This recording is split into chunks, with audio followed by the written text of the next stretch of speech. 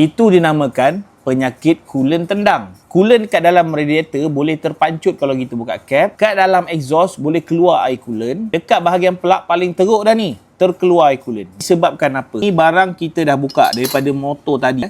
Ini head dia, ini piston dia, ini block dia dan ini gasket lama dia. Sekarang kita nak diagnose apa punca jadi macam ni dan semoga korang dapat pengajaran dan jangan buat. Pertama sekali, yang kita dapat tahu adalah dia punya permukaan head ni tak rata.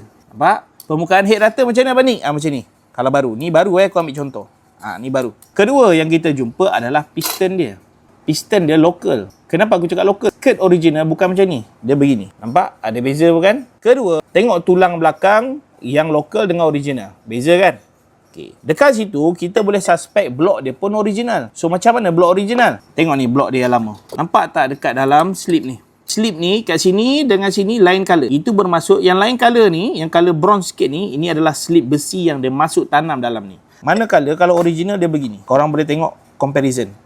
Beza kan? Sebabkan barang yang lokal dan disebabkan permukaan head yang tak rata lah yang membuat korang top set lah 2-3 kali pun, korang tukarlah gasket 2-3 kali pun, tetap coolant akan tendang. Sebab apa? Dari sini aku tunjuk. Syarat-syarat supaya jangan coolant tendang, permukaan blok dan juga permukaan head mesti kena rata. Sebab dia duduk macam ni.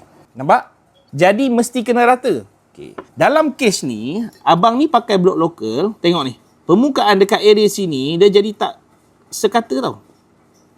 Dia jadi tak rata. Itu yang membuatkan coolant tendang. Nanti aku cerita teknikal. Dekat sini pula, permukaan ini tidak sekata. Pengajarannya, jangan pakai blok lokal sesenang hati, sesuka hati hanya disebabkan murah sahaja. Trust me. Kedua, jangan biarkan overheat lama-lama. Kalau tidak, head jadi bengkok macam ni. Ni nama dia head bengkok ataupun head tak rata. Bila head tak rata macam ni, senang coolant tendang. Korang tak faham lagi tak? Macam mana coolant tendang? Aku tunjuk Ini gasket baru.